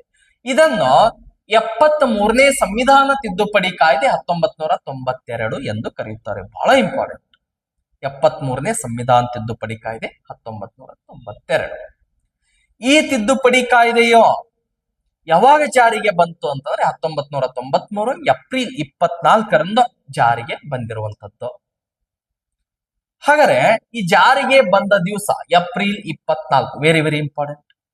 ಏಪ್ರಿಲ್ 24 ಏನೆಂದು ಕರೆಯುತ್ತಾರೆ ಅಂತಂದ್ರೆ ರಾಷ್ಟ್ರೀಯ ಪಂಚಾಯತ್ ರಾಜ್ ದಿನ ಅಂತ ಹೇಳಿ ಕರೀತಾರೆ. ರಾಷ್ಟ್ರೀಯ ಪಂಚಾಯತ್ ರಾಜ್ ದಿನ. ಹಾಗಾದ್ರೆ ರಾಷ್ಟ್ರೀಯ ಪಂಚಾಯತ್ ರಾಜ್ ದಿನವನ್ನು ಮೊಟ್ಟ ಮೊದಲ ಬಾರಿಗೆ ಆಚರಿಸಿದ್ದು ಯಾವಾಗ? ರಾಷ್ಟ್ರೀಯ ಪಂಚಾಯತ್ ರಾಜ್ ದಿನವನ್ನು ಮೊಟ್ಟ ಮೊದಲ ಬಾರಿಗೆ ಆಚರಿಸಿದ್ದು ಯಾವಾಗ ಅಂತಂದ್ರೆ 2010 ಏಪ್ರಿಲ್ 24. ಇಲ್ಲಿದೆ ನೋಡಿ, 2010 ಏಪ್ರಿಲ್ 24ರಂದು ಆಚರಣೆ ಮಾಡಲಾಗುತ್ತೆ. ಹಾಗೆ ಪಂಚಾಯತ್ ರಾಜ್ ರಚನೆಗೆ ಸಂಬಂಧಿಸಿದಂತಹ ಸಂವಿಧಾನದ ಭಾಗ ಎಷ್ಟು ಅಂತ ಕೇಳಿದಾಗ ವೆರಿ ವೆರಿ ಇಂಪಾರ್ಟೆಂಟ್. ಎಷ್ಟನೇ ಭಾಗ ಅಂತ ಕೇಳಿದ್ರೆ ಸಂವಿಧಾನದ ಭಾಗ 9. ಪಂಚಾಯತ್ ರಾಜ್ ಸಂಸ್ಥೆಗೆ ಸ್ಥಳೀಯ ಸರ್ಕಾರಕ್ಕೆ ಸಂಬಂಧಿಸಿರುವಂತಹ ಸಂವಿಧಾನದ ಭಾಗ 9. ಹಾಗಾದ್ರೆ ಅನುಸೂಚಿಯನ್ನು ನೋಡಿದಾಗ ಎಷ್ಟನೇ ಅನುಸೂಚಿಯಲ್ಲಿ ಸ್ಥಳೀಯ ಸರ್ಕಾರ ಅಥವಾ ಪಂಚಾಯತ್ ವ್ಯವಸ್ಥೆ ಕಂಡು ಬರುತ್ತದೆ ಅಂತಂದ್ರೆ 11ನೇ ಅನುಸೂಚಿಯಲ್ಲಿ ಕಂಡು ಬರುತ್ತದೆ. ಹಾಗೆ ಎಷ್ಟನೇ ವಿಧಿಯಿಂದ ಎಷ್ಟನೇ ವಿಧಿಯವರೆಗೆ ಪಂಚಾಯತ್ ವ್ಯವಸ್ಥೆಯನ್ನು ಅಳವಡಿಸಿಕೊಳ್ಳಲಾಗಿದೆ ಅಂತಂದ್ರೆ ಇಲ್ಲಿದೆ ನೋಡಿ. ವಿಧಿ 243ರಿಂದ 243 ಓ ವರೆಗಿನ ವಿಧಿಯ ತನಕ ಪಂಚಾಯತ್ ರಾಜ್ ವ್ಯವಸ್ಥೆಯ ಬಗ್ಗೆ ಮಾಹಿತಿಯನ್ನ ನಾವು ನೋಡ್ತೇವೆ. ಹಾಗಾದ್ರೆ 11ನೇ ಅನುಸೂಚಿಯಲ್ಲಿ ಪಂಚಾಯತ್ ರಾಜ್ ಇರುವುದನ್ನ ಕಾಣ್ತೀವಿ. 11ನೇ ಅನುಸೂಚಿ ಒಟ್ಟು ಎಷ್ಟು ವಿಷಯಗಳನ್ನು ಒಳಗೊಂಡಿದೆ ಅಂತಂದ್ರೆ 29 ವಿಷಯಗಳನ್ನ 11ನೇ ಅನುಸೂಚಿ ಒಳಗೊಂಡಿದೆ. ಬಹಳ ಇಂಪಾರ್ಟೆಂಟ್ ನೆನ್ಪಿಟ್ಕೊಳ್ಳಿ. ಹಾಗಾದ್ರೆ ಈ 29 ವಿಷಯಗಳಿಗೆ ಸಂಬಂಧಿಸಿದಂತೆ ಅಥವಾ ಈ 29 ವಿಷಯಗಳನ್ನು ತಿಳಿಸುವಂತ ವಿಧಿ ಯಾವುದು ಅಂತ ಕೇಳಿದ್ರೆ 243 ಜಿ 243 ಜಿ ವಿಧಿ 29 ವಿಷಯಗಳನ್ನ ತಿಳಿಸ್ತದೆ. ಈ 73ನೇ ತಿದ್ದುಪಡಿ ಕಾಯ್ದೆಯು ಪಂಚಾಯತ್ ರಾಜ್ ಸಂಸ್ಥೆಗಳಿಗೆ ಸಂವಿಧಾನಿಕ ಸ್ಥಾನಮಾನ ನೀಡಿರುವುದರಿಂದ ಇವುಗಳನ್ನ ಏನಂತ ಕರಿತೀವ್ರಿ? ನ್ಯಾಯರಕ್ಷಿತವಾದವುಗಳಾಗಿವೆ ಅಂತ ಕರಿತೀವಿ. ನಮ್ಮ ಮೂಲ ಸಂವಿಧಾನದಲ್ಲಿ ಆಗ್ಲೇ ಹೇಳಿದಂತೆ 40ನೇ ವಿಧಿಯಲ್ಲಿ ಅಳವಡಿಸಿದ್ರು ಕೂಡ ಆಗ ನ್ಯಾಯರಕ್ಷಿತವಾಗಿರಲಿಲ್ಲ. ಆ 40ನೇ ವಿಧಿಯ ಪ್ರಕಾರ ಪಂಚಾಯತಿ ಸ್ಥಾಪನೆ ಮಾಡದಿದ್ದರೆ ನಾವು ನ್ಯಾಯಾಲಯಕ್ಕೆ ಹೋಗ್ಲಿಕ್ಕೆ ಬರ್ತಾ ಇರಲಿಲ್ಲ. ಆದ್ರೆ ಪ್ರಸ್ತುತ ನ್ಯಾಯರಕ್ಷಿತ, ಯಾಕಂದ್ರೆ 73ನೇ ತಿದ್ದುಪಡಿ ಏನ್ ಮಾಡಿರಲ್ಲ ಅವಾಗಿನಿಂದ ನ್ಯಾಯರಕ್ಷಿತವಾದವುಗಳಾಗಿವೆ. ಹಾಗೆ ನಮ್ಮ ಕರ್ನಾಟಕದಲ್ಲಿ ಪಂಚಾಯತ್ ರಾಜ್ ವ್ಯವಸ್ಥೆ ನೋಡೋರು ಸ್ಥಾಪನೆ ಆಗಿರೋದು ನೋಡೋದಾದ್ರೆ ನೋಡ್ರಿ, ಕರ್ನಾಟಕದ ಅವಾಗ ಪ್ರಶ್ನೆಯನ್ನು ಕೇಳಿದ್ದಾರೆ, ಇದು ಕೂಡ ಇಂಪಾರ್ಟೆಂಟ್.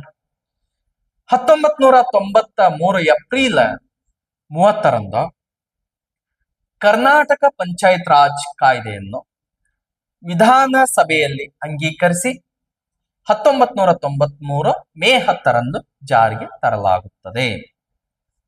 ಕರ್ನಾಟಕದಲ್ಲಿ ಪಂಚಾಯತ್ ರಾಜ್ ವ್ಯವಸ್ಥೆ ಜಾರಿಗೆ ಬಂದಿದ್ದು ಯಾವಾಗ? 1993 ಮೇ 10. ಸಂವಿಧಾನಬದ್ಧವಾಗಿ ಪಂಚಾಯತ್ ರಾಜ್ ವ್ಯವಸ್ಥೆಯನ್ನು ಜಾರಿ ತಂದ ಮೊದಲ ರಾಜ್ಯ ಕರ್ನಾಟಕ ಅಂತ ಹೇಳಿ 1993 ಮೇ 10ರಂದು ಜಾರಿಗೆ ಬಂದಿರುವಂತದ್ದು.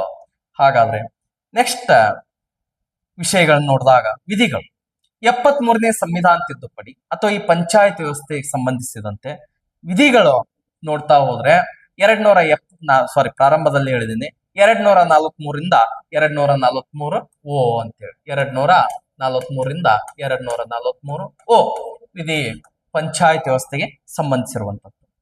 ಹಾಗಾದ್ರೆ 243ನೇ ವಿಧಿ ಏನ್ ಹೇಳ್ತದ? ಪಂಚಾಯತ್ ವ್ಯವಸ್ಥೆ ವ್ಯಾಖ್ಯೆಗಳು ಅಥವಾ ಅರ್ಥ ವಿವರಣೆ. ಅಂದ್ರೆ ಪಂಚಾಯತಿ ಅಂದ್ರೆ ಏನು? ಸ್ಥಳೀಯ ಮಟ್ಟದಲ್ಲಿ ಸ್ಥಳೀಯ ಜನರಿಂದಲೇ ರಚನೆಯಾಗಿರುವಂತದ್ದಕ್ಕೆ ನಾವೇನಂತ ಕರಿತೀವಿ? ಪಂಚಾಯತಿ. ಅದರ ಬಗ್ಗೆ ಸ್ಪಷ್ಟಪಡಿಸುತ್ತದೆ. ಹಾಗಾದ್ರೆ 243 ಎ ನೋಡ್ರಿ, ಇದು ಕ್ವಶನ್ಸ್ ಬಹಳಷ್ಟು ಸಲ ಕೇಳಿದ್ದಾರೆ. ಗ್ರಾಮ ಸಭೆಯ ಬಗ್ಗೆ ತಿಳಿಸುವಂತಹ ವಿಧಿ ಯಾವುದು? 243 ಎ ಗ್ರಾಮ ಸಭೆಯ ಬಗ್ಗೆ ತಿಳಿಸುವಂತದ್ದು. ಹಾಗಾದ್ರೆ ಗ್ರಾಮ ಸಭೆ ಅಂತಂದಾಗ ಪ್ರತಿ ವರ್ಷ 2 ಬಾರಿ ಗ್ರಾಮ ಸಭೆ ನಡೆಸಲೇಬೇಕು. 2 ಸಲ ಕಡ್ಡಾಯವಾಗಿ ನಡೆಸಬೇಕು. ಈ ಗ್ರಾಮ ಸಭೆಯಲ್ಲಿ ಯಾರು ಭಾಗವಹಿಸುತ್ತಾರೆ? ಗ್ರಾಮ ಸಭೆಯ ಸದಸ್ಯರು ಯಾರಾಗಿರ್ತಾರೆ ಅಂತಂದ್ರೆ ಆ ಗ್ರಾಮದ ಅಥವಾ ಆ ಪಂಚಾಯತಿಯ ಎಲ್ಲಾ ಮತದಾರರು ಗ್ರಾಮ ಸಭೆಯ ಸದಸ್ಯರಾಗಿರುತ್ತಾರೆ. ಹಾಗಾದ್ರೆ ಗ್ರಾಮ ಸಭೆಯ ಅಧ್ಯಕ್ಷರು ಯಾರಾಗಿರ್ತಂತಂದ್ರೆ ಆ ಗ್ರಾಮ ಪಂಚಾಯತಿಯ ಅಧ್ಯಕ್ಷರೇ ಗ್ರಾಮ ಸಭೆಯ ಅಧ್ಯಕ್ಷರಾಗಿರುತ್ತಾರೆ. ಇದು ಕೂಡ ಗೊತ್ತಿರಬೇಕು. ಬಹಳ ಇಂಪಾರ್ಟೆಂಟ್ ಅಂದ್ರೆ 243 ಎ ವಿಧಿ ಗ್ರಾಮ ಸಭೆ. ನೆಕ್ಸ್ಟ್ 243 ಬಿ ಯಾವ್ದ್ರ ಬಗ್ಗೆ ಹೇಳ್ತದ ಅಂತಂದ್ರೆ ವಿಧಿ 243 ಬಿ ಪಂಚಾಯಿತಿಗಳ ರಚನೆಯ ಬಗ್ಗೆ ಹೇಳ್ತದೆ. ಅಂದ್ರೆ ಪಂಚಾಯಿತಿಗಳ ಯಾವ ಮಟ್ಟದ ರಚನೆ ಅಂದ್ರೆ 3 ಹಂತದ್ದೋ 2 ಹಂತದ್ದೋ 1 ಹಂತದ್ದೋ ರಚನೆಯ ಬಗ್ಗೆ ಹೇಳ್ತದೆ. ಪ್ರಸ್ತುತ ಪಂಚಾಯಿತಿಗಳ ರಚನೆ ನೋಡಿದಾಗ 3 ಹಂತದ ಪಂಚಾಯಿತಿಗಳನ್ನ ಕಾಣ್ತೇವೆ. ಗ್ರಾಮ ಮಟ್ಟದಲ್ಲಿ ಗ್ರಾಮ ಪಂಚಾಯಿತಿ ಕಾಣ್ತೇವೆ, ತಾಲೂಕು ಮಟ್ಟದಲ್ಲಿ ತಾಲೂಕು ಪಂಚಾಯಿತಿಯನ್ನು ಕಾಣ್ತೇವೆ, ಜಿಲ್ಲಾ ಮಟ್ಟದಲ್ಲಿ ಜಿಲ್ಲಾ ಪಂಚಾಯಿತಿಯನ್ನು ಕಾಣ್ತೇವೆ. ಸೊ 243 ಬಿ ಪ್ರಕಾರ ಪಂಚಾಯಿತಿ ರಚನೆ ನೋಡಿದಾಗ ಪ್ರಸ್ತುತ 3 ಹಂತದ ಪಂಚಾಯತ್ ವ್ಯವಸ್ಥೆಯನ್ನ ಇರೋದನ್ನ ಕಾಣ್ತೇವೆ. ಹಾಗೆ ನೆಕ್ಸ್ಟ್ ವಿಧಿ 243 ಸಿ ಏನ್ ಹೇಳ್ತದ ಅಂತಂದ್ರೆ ಪಂಚಾಯಿತಿಗಳ ಸಂರಚನೆಯ ಬಗ್ಗೆ ವಿವರಿಸ್ತದೆ. ಸಂರಚನೆ ಅಂದ್ರೆ ಪಂಚಾಯಿತಿ ಯಾರ್ಯಾರಿಂದ ಕೂಡಿದೆ ನೋಡ್ರಿ. ಪ್ರಸ್ತುತ ಪಂಚಾಯಿತಿ ತೆಗೆದುಕೊಂಡಾಗ ಅಧ್ಯಕ್ಷರಿದ್ದಾರೆ, ಉಪಾಧ್ಯಕ್ಷರಿದ್ದಾರೆ, ಆ ಪಂಚಾಯಿತಿ ಜನರಿಂದ ಆಯ್ಕೆಗೊಂಡಂತ ಸದಸ್ಯರಿದ್ದಾರೆ, PDO ಇದ್ದಾರೆ, ಸೆಕ್ರೆಟರಿ ಇದ್ದಾರೆ. ಸೊ ಇವರೆಲ್ಲರನ್ನು ಒಳಗೊಂಡಂತೆ ಪಂಚಾಯಿತಿ ರಚನೆಗೊಂಡಿದೆ ಅಂತ ಹೇಳ್ತೀವಿ. ನೆಕ್ಸ್ಟ್ ಪಂಚಾಯತಿಯ ಸ್ಥಾನ ಮೀಸಲಾತಿ ಅಂದ್ರೆ ವಿಧಿ 243 ಡಿ ಪಂಚಾಯತಿಯ ಸ್ಥಾನ ಮೀಸಲಾತಿ ಕುರಿತಂತೆ ಹೇಳುತ್ತೆ. ಈ ಸ್ಥಾನ ಮೀಸಲಾತಿ ಅಂತಂದಾಗ ಮೂರನೇ ಒಂದು ಭಾಗ ಅಂದ್ರೆ 1/3 ಇಲ್ಲಿ ಮಹಿಳೆಯರಿಗೆ ಸ್ಥಾನಗಳನ್ನು ಮೀಸಲಿಡಬೇಕು ಅಂತ ಹೇಳ್ತಾರೆ. ಮಹಿಳೆಯರಿಗೆ ಹಾಗಾದ್ರೆ ಕರ್ನಾಟಕದಲ್ಲಿ ಪ್ರಸ್ತುತ ಮಹಿಳೆಯರಿಗೆ ಎಷ್ಟು ಸ್ಥಾನಗಳನ್ನು ಮೀಸಲಿಡಲಾಗಿದೆ ಅಂತಂದ್ರೆ 50% ಸ್ಥಾನಗಳನ್ನು ಕರ್ನಾಟಕದಲ್ಲಿ ಮಹಿಳೆಯರಿಗೆ ಮೀಸಲಿಡಲಾಗಿದೆ. ಇದು ಕೂಡ ನಿಮ್ಗೆ ಗೊತ್ತಿರಬೇಕು. ಬಟ್ ಕರ್ನಾಟಕ ಹೊರತುಪಡಿಸಿ ಇಡೀ ನಮ್ಮ ದೇಶ ತೆಗೆದುಕೊಂಡಾಗ 73ನೇ ತಿದ್ದುಪಡಿಯನ್ನು ಪರಿಗಣಿಸಿದಾಗ ಮಹಿಳೆಯರಿಗೆ 1/3. ಇದು ಕೂಡ ನಿಮ್ಗೆ ಗೊತ್ತಿರುತ್ತೆ. ಕರ್ನಾಟಕದಲ್ಲಿ ಮಾತ್ರ 50%. ಇದರ ಜೊತೆಗೆ ಪರಿಶಿಷ್ಟ ಜಾತಿಯವರಿಗೆ ಸ್ಥಾನಗಳನ್ನು ಮೀಸಲಿಡಲಾಗಿದೆ, ಪರಿಶಿಷ್ಟ ಪಂಗಡದವರಿಗೆ ಸ್ಥಾನಗಳನ್ನು ಮೀಸಲಿಡಲಾಗಿದೆ, ಸಾಮಾನ್ಯ ವರ್ಗದವರಿಗೆ ಕೂಡ ಸ್ಥಾನಗಳನ್ನು ಮೀಸಲಿಡಲಾಗಿದೆ. ನೆಕ್ಸ್ಟ್ ವಿಧಿ ಏನು ಅಂತಂದ್ರೆ 243 ಇ ಏನ್ ಹೇಳ್ತದೆ ಅಂತಂದ್ರೆ ಪಂಚಾಯಿತಿಗಳ ಅವಧಿ ಅಂದ್ರೆ ಅಧಿಕಾರಾವಧಿ. ಪಂಚಾಯಿತಿಗಳ ಅಧಿಕಾರಾವಧಿ ಇವತ್ತಿನ ದಿವಸ ಎಷ್ಟು ಅಂದ್ರೆ 5 ವರ್ಷ ಪಂಚಾಯಿತಿಗಳ ಅಧಿಕಾರಾವಧಿಯನ್ನ ಕಾಣ್ತದೆ. 5 ವರ್ಷ. ಒಂದು ವೇಳೆ ರಾಜ್ಯ ವಿಶೇಷವಾಗಿ ಏನಾದ್ರು ತಿದ್ದುಪಡಿ ಮಾಡಿದ್ರೆ ಅದರ ಮೂಲಕ ಪಂಚಾಯತಿ ಏನಾದ್ರು ವಿಸರ್ಜನೆಗೊಂಡ 6 ತಿಂಗಳ ಒಳಗಾಗಿ, ನೋಡ್ರಿ ಇಂಪಾರ್ಟೆಂಟ್, 6 ತಿಂಗಳ ಒಳಗಾಗಿ ಪಂಚಾಯಿತಿಯನ್ನು ಮರುಸ್ಥಾಪಿಸಲೇಬೇಕು. ವಿಸರ್ಜನೆಗೊಂಡ 6 ತಿಂಗಳ ಒಳಗಾಗಿ. ನೆಕ್ಸ್ಟ್ ವಿಧಿ ಯಾವುದು ಅಂತಂದ್ರೆ ವಿಧಿ 243 ಎಫ್ ಪಂಚಾಯಿತಿಗಳ ಸದಸ್ಯರ ಅನರ್ಹತೆ. ಅಂದ್ರೆ ಪಂಚಾಯಿತಿ ಸದಸ್ಯನಾಗಬೇಕಾದ್ರೆ ವ್ಯಕ್ತಿ ಕನಿಷ್ಠ ವಯಸ್ಸು ಎಷ್ಟಾಗಿರಬೇಕು ಅಂತಂದ್ರೆ 21 ಆತನ ಕನಿಷ್ಠ ವಯಸ್ಸಾಗಿರಬೇಕು. ಒಂದು ವೇಳೆ 21 ವಯಸ್ಸಿನ ಒಳಗಡೆ ಇರುವಂತಹ ವ್ಯಕ್ತಿ ಪಂಚಾಯಿತಿ ಸದಸ್ಯನಾಗ್ಲಿಕ್ಕೆ ಅನರ್ಹನಾಗಿರುವಂತದ್ದು. ಇದರ ಬಗ್ಗೆ ತಿಳಿಸುವಂತಹ ವಿಧಿ ಎಷ್ಟು ಅಂದ್ರೆ 243 ಎಫ್ ಅಂತ ಹೇಳ್ತೇವೆ. ಹಾಗಾದ್ರೆ ನೆಕ್ಸ್ಟ್ ವಿಧಿ ಬಂದ್ಬಿಟ್ಟು 243 ಜಿ. ಈ ವಿಧಿ ಏನ್ ಹೇಳ್ತಂತಂದ್ರೆ ಪಂಚಾಯಿತಿಗಳ ಅಧಿಕಾರಗಳು ಮತ್ತು ಜವಾಬ್ದಾರಿ. ಪಂಚಾಯಿತಿಗಳ ಅಧಿಕಾರಗಳು ಮತ್ತು ಜವಾಬ್ದಾರಿಯನ್ನು ನೋಡಿದಾಗ ಆರ್ಥಿಕ ವ್ಯವಸ್ಥೆಗೆ ಸಂಬಂಧಿಸಿದಂತೆ ಅಧಿಕಾರವನ್ನು ಹೊಂದಿದೆ. ಅಂದ್ರೆ ಇಲ್ಲಿ ನಾವು ತೆರಿಗೆ ಅಂತ ಹೇಳ್ತೇವೆ. ತೆರಿಗೆ ಸಂಗ್ರಹ ಮಾಡೋದು, ಹಳ್ಳಿಗಳ ಅಭಿವೃದ್ಧಿ ಮಾಡೋದು, ಆ ಹಳ್ಳಿಯಲ್ಲಿನ ಪ್ರಾಥಮಿಕ ಶಾಲೆಯ ಅಭಿವೃದ್ಧಿ ಮಾಡೋದು ಈ ಪಂಚಾಯಿತಿಯ ಅಧಿಕಾರ. ಜೊತೆಗೆ ಸಾಮಾಜಿಕ ನ್ಯಾಯವನ್ನು ದೊರಕಿಸಿ ಕೊಡಬೇಕು. ಸಾಮಾಜಿಕ ನ್ಯಾಯ ಅಂತ ಹೇಳ್ತೇವೆ. ಇದು ಕೂಡ ಪಂಚಾಯಿತಿಯ ಪ್ರಮುಖವಾದಂತ ಅಧಿಕಾರ ಕಾರ್ಯಗಳಲ್ಲಿ ಕಂಡು ಬರುತ್ತೆ. ಅದನ್ನು ತಿಳಿಸುವಂತ ವಿಧಿ 243 ಜಿ. ನೆಕ್ಸ್ಟ್ ವಿಧಿ 243 ಎಚ್ ಹಣಕಾಸು ವ್ಯವಸ್ಥೆಯ ಬಗ್ಗೆ ಹೇಳ್ತಾರೆ. ಇದು ಕೂಡ ಬಹಳ ಇಂಪಾರ್ಟೆಂಟ್. ಪಂಚಾಯಿತಿಯ ಹಣಕಾಸು ವ್ಯವಸ್ಥೆಯ ಬಗ್ಗೆ ತಿಳಿಸುವಂತಹ ವಿಧಿ ಎಷ್ಟು ಅಂತಂದ್ರೆ 243 ಎಚ್. ಹಾಗಾದ್ರೆ ಪಂಚಾಯಿತಿಗೆ ಹಣಕಾಸಿನ ಮೂಲ ಎಲ್ಲೆಲ್ಲಿಂದ ಅಂತಂದ್ರೆ ತೆರಿಗೆ ಸಂಗ್ರಹ ಮಾಡ್ತಾರೆ. ತೆರಿಗೆ ಅಂತ ಹೇಳ್ತಾರೆ ನೋಡ್ರಿ. ತೆರಿಗೆ ಸಂಗ್ರಹ ಮಾಡೋದು ಹಬ್ಬಗಳಲ್ಲಿ, ಹಬ್ಬ ಹರಿದಿನಗಳು ಬಂದಾಗ ಅಥವಾ ಜಾತ್ರೆ ಬಂದಾಗ ಅಲ್ಲಿ ಸುಂಕವನ್ನು ವಿಧಿಸ್ತಾರ. ಜಾತ್ರೆಗಳಲ್ಲಿ ನೋಡೋ ಮಳಿಗೆಗಳನ್ನ ಹಾಕಿರ್ತಾರಲ್ರಿ, ಅದರ ಮೇಲೆ ದಿನಕ್ಕೆ ಎಷ್ಟು ಅಂತ ಹಣವನ್ನು ಫಿಕ್ಸ್ ಮಾಡಿರ್ತಾರ. ಸೊ ಆಮೇಲೆ ಪಂಚಾಯಿತಿಗೆ ಸಂಬಂಧಪಟ್ಟಂತ ಆಸ್ತಿ ಇರುತ್ತಲ್ಲ, ಅಂಗಡಿಗಳು, ಕಮರ್ಷಿಯಲ್ ಆಗಿರುತ್ತಲ್ಲ, ಅದರ ಮೇಲಿನ ತೆರಿಗೆಗಳು. ಆಮೇಲೆ ಪ್ರತಿ ವರ್ಷ ರಾಜ್ಯ ಸರ್ಕಾರ ಬಿಡುಗಡೆ ಮಾಡುವಂತ ಹಣಕಾಸು, ಇವೆಲ್ಲವೂ ಕೂಡ ಪಂಚಾಯಿತಿಗೆ ನೆರವಾಗುವಂತ ಹಣಕಾಸು ವ್ಯವಸ್ಥೆ. ಇದರ ಬಗ್ಗೆ ತಿಳಿಸುವಂತಹ ವಿಧಿ ಎಷ್ಟು ಅಂದ್ರೆ 243 ಎಚ್. ಹಾಗಾದ್ರೆ ನೆಕ್ಸ್ಟ್ ವಿಧಿ 243 ಐ ರಾಜ್ಯ ಹಣಕಾಸು ಆಯೋಗದ ರಚನೆ. ರಾಜ್ಯ ಹಣಕಾಸು ಆಯೋಗದ ರಚನೆ ಪ್ರತಿ ವರ್ಷ 5 ವರ್ಷಗಳೊಮ್ಮೆಗೆ ರಾಜ್ಯಪಾಲರು ನೇಮಕ ಮಾಡ್ತಾರೆ. ಗೊತ್ತಿರಲಿ, ಬಹಳ ಇಂಪಾರ್ಟೆಂಟ್. ಪ್ರತಿ 5 ವರ್ಷಕ್ಕೊಮ್ಮೆ ರಾಜ್ಯ ಹಣಕಾಸು ಆಯೋಗವನ್ನು ಯಾರು ರಚನೆ ಮಾಡ್ತಾರೆ? ರಾಜ್ಯಪಾಲ. ಇದು ಬಹಳ ಇಂಪಾರ್ಟೆಂಟ್. ನೆಕ್ಸ್ಟ್ ವಿಧಿ 243 ಜೆ ಪಂಚಾಯಿತಿಗಳಲ್ಲಿ ಲೆಕ್ಕಪತ್ರ ಪರಿಶೀಲನೆ. ಪ್ರತಿ ವರ್ಷ ಪಂಚಾಯಿತಿಗಳಲ್ಲಿ ಯಾವ ಯೋಜನೆಗೆ ಎಷ್ಟು ಹಣವನ್ನು ಖರ್ಚು ಮಾಡಲಾಗಿದೆ ಅಥವಾ ವೆಚ್ಚ ಮಾಡಲಾಗಿದೆ ಅಥವಾ ಎಷ್ಟು ಹಣ ಬಂದಿತು ಅಂತ ನೋಡಿದಾಗ ಇಲ್ಲಿ ಲೆಕ್ಕವನ್ನು ಪರಿಶೀಲನೆ ಮಾಡ್ಲಿಕ್ಕೆ ಒಳಗೊಂಡಂತಹ ವಿಧಿ ಯಾವುದು ಅಂತಂದ್ರೆ 243 ಜೆ. ಇಲ್ಲಿ ಸಾಮಾನ್ಯ ಲೆಕ್ಕಪತ್ರ ಪರಿಶೋಧನೆ ಅಂತ ಬರ್ತದೆ, ಅದು ಕೂಡ ಮಾಡ್ತದೆ. ಇದು ಜಿಲ್ಲಾಧಿಕಾರಿ ನೇತೃತ್ವದಲ್ಲಿರುವಂತಹ ಒಂದು ಸಮಿತಿ. ನೆಕ್ಸ್ಟ್ ಬರುವಂತಹ ವಿಧಿ ಯಾವುದು ಅಂತಂದ್ರೆ 243 ಕೆ ರಾಜ್ಯ ಚುನಾವಣಾ ಆಯೋಗದ ರಚನೆ. ನೋಡ್ರಿ, ಗೊತ್ತಿರಬೇಕು, ಇಲ್ಲಿ ಕೇಂದ್ರ ಚುನಾವಣಾ ಆಯೋಗ ಮತ್ತು ರಾಜ್ಯ ಚುನಾವಣಾ ಆಯೋಗ ಅಂತ ಬರ್ತಾವ. ಬಟ್ ಇಲ್ಲಿ ರಾಜ್ಯ ಚುನಾವಣಾ ಆಯೋಗ ಅಂತ ಬಂದ 243 ಕೆ ಬಹಳ ಇಂಪಾರ್ಟೆಂಟ್. ಈ ರಾಜ್ಯ ಚುನಾವಣಾ ಆಯೋಗ ಪ್ರತಿ ಅಂದ್ರೆ 5 ವರ್ಷಗಳೊಮ್ಮೆ ಪಂಚಾಯತ್ನ ಚುನಾವಣೆಯನ್ನು ನಡೆಸುತ್ತದೆ. ಇದು ನಿಮಗೆ ಗೊತ್ತಿರಲಿ. ಪಂಚಾಯತ್ನ ಚುನಾವಣೆ 243 ಕೆ ವಿಧಿಯ ಪ್ರಕಾರ. ನೆಕ್ಸ್ಟ್ ವಿಧಿ 243 ಎಲ್. ವಿಧಿ 243 ಎಲ್ ಏನ್ ಹೇಳ್ತಂತಂದ್ರೆ 73ನೇ ಸಂವಿಧಾನ ತಿದ್ದುಪಡಿ ಕಾಯ್ದೆಯ ನಿಯಮಗಳನ್ನು ಕೇಂದ್ರಾಡಳಿತ ಪ್ರದೇಶಗಳಿಗೆ ಕೇಂದ್ರಾಡಳಿತ ಪ್ರದೇಶಗಳಿಗೆ ಅನ್ವಯಿಸುವಂತೆ ರಾಷ್ಟ್ರಾಧ್ಯಕ್ಷರು ಆದೇಶ ಹೊರಡಿಸಬಹುದು. ಅಂದ್ರೆ ಈ 73ನೇ ತಿದ್ದುಪಡಿ ನಿಯಮ ಏನದಲ್ರಿ, ಇದು ಬರೇ ರಾಜ್ಯಕ್ಕಷ್ಟೇ ಅಲ್ಲ, ಕೇಂದ್ರಾಡಳಿತ ಪ್ರದೇಶಗಳಿಗೆ ಕೂಡ ಅನ್ವಯವಾಗುತ್ತದೆ ಎಂಬ ಆದೇಶವನ್ನು ಯಾರು ಹೊರಡಿಸಬಹುದು ಅಂತಂದ್ರೆ ರಾಷ್ಟ್ರಾಧ್ಯಕ್ಷರು ಅಥವಾ ರಾಷ್ಟ್ರಪತಿಗಳು. ಬಹಳ ಇಂಪಾರ್ಟೆಂಟ್. ಟ್ವಿಸ್ಟ್ ಮಾಡಿ ಪ್ರಶ್ನೆಯನ್ನ ಕೇಳ್ತಾರೆ. ಯಾವ ರೀತಿ ಕ್ವಶನ್ಸ್ ಕೇಳ್ತಾರೆ ಅಂತಂದ್ರೆ, ಕೇಂದ್ರಾಡಳಿತ ಪ್ರದೇಶಗಳಿಗೆ ಕೂಡ 73ನೇ ತಿದ್ದುಪಡಿ ಅನ್ವಯಿಸುತ್ತದೆ ಎಂದು ಆದೇಶಿಸುವವರು ಯಾರು ಅಂದ ರಾಷ್ಟ್ರಪತಿ. ಅಥವಾ ರಾಷ್ಟ್ರಪತಿಯವರು ಎಷ್ಟನೇ ವಿಧಿಯ ಪ್ರಕಾರ ಆದೇಶಿಸುತ್ತಾರೆ ಅಂದ್ರೆ 243 ಎಲ್ ವಿಧಿಯ ಪ್ರಕಾರ ಆದೇಶಿಸುತ್ತಾರೆ ಅಂತ ಹೇಳುದು. ಸೊ ಹೀಗಾಗಿ ಇದು ಕೂಡ ಇಂಪಾರ್ಟೆಂಟ್ ಆಗಿರುವಂತದ್ದು. ನೆಕ್ಸ್ಟ್ ವಿಧಿ 243 ಎಂ. 243 ಎಂ ಏನ್ ಹೇಳ್ತಂತಂದ್ರೆ ಈ ಕಾಯ್ದೆಯು ಕೆಲವು ಪ್ರದೇಶಗಳಿಗೆ ಅನ್ವಯಿಸುವುದಿಲ್ಲ. ಹಾಗಾದ್ರೆ ಅಂತ ಪ್ರದೇಶಗಳು ಯಾವ್ದು? ಇದು ಕಾಲ ಕಾಲಕ್ಕೆ ತಿದ್ದುಪಡಿ ಆಗ್ತೈತೆ. ಸೊ ಅಂತ ಪ್ರದೇಶಗಳು ಯಾವುವು ಅಂತಂದ್ರೆ ಒಂದು ನಾಗಾಲ್ಯಾಂಡ್, ಮಿಜೋರಾಂ ಮತ್ತು ಮೇಘಾಲಯ ರಾಜ್ಯಗಳಿಗೆ ಈ ತಿದ್ದುಪಡಿ ಅನ್ವಯಿಸುವುದಿಲ್ಲ ಅಂತ ಹೇಳ್ತೀವಿ. ಇದು ಕೂಡ ಇಂಪಾರ್ಟೆಂಟ್, ನಿಮಗೆ ಗೊತ್ತಿರಲೇಬೇಕು. ಹಾಗಾದ್ರೆ ನೆಕ್ಸ್ಟ್ ವಿಧಿ 243 ಎನ್ ಏನ್ ಹೇಳ್ತದ ಅಂತಂದ್ರೆ ಪಂಚಾಯತಿಗಳನ್ನು ಮುಂದುವರಿಸುವುದು. ನೋಡಿ, ಪ್ರಸ್ತುತ ಜಾರಿಯಲ್ಲಿರುವ ಕಾಯ್ದೆ ಅನ್ವಯ ಪಂಚಾಯತಿಗಳನ್ನು ಮುಂದುವರಿಸುವುದು. ಎಷ್ಟನೇ ವಿಧಿಯ ಪ್ರಕಾರ? 243 ಎನ್ ವಿಧಿಯ ಪ್ರಕಾರ ಪ್ರಸ್ತುತ ಜಾರಿಯಲ್ಲಿರೋ ಕಾಯ್ದೆ ಅನ್ವಯ ಅಥವಾ ಕಾಲ ಕಾಲಕ್ಕೆ ತಿದ್ದುಪಡಿಯಾಗುವ ಕಾಯ್ದೆಯನ್ನುಸಾರವಾಗಿ ಪಂಚಾಯತಿಗಳನ್ನು ಮುಂದುವರಿಸಬೇಕು. 243 ಎನ್. ಸೊ ನೆಕ್ಸ್ಟ್ ಬಂದ್ಬಿಟ್ಟು 243 ಓ ವಿಧಿ ಏನ್ ಹೇಳ್ತದೆ ಅಂತಂದ್ರೆ ಪಂಚಾಯಿತಿಗಳ ಚುನಾವಣಾ ವಿಷಯದಲ್ಲಿ ನ್ಯಾಯಾಲಯದ ಮಧ್ಯ ಪ್ರವೇಶಿಸುವಿಕೆ ನಿಷೇಧಿಸಲಾಗಿದೆ.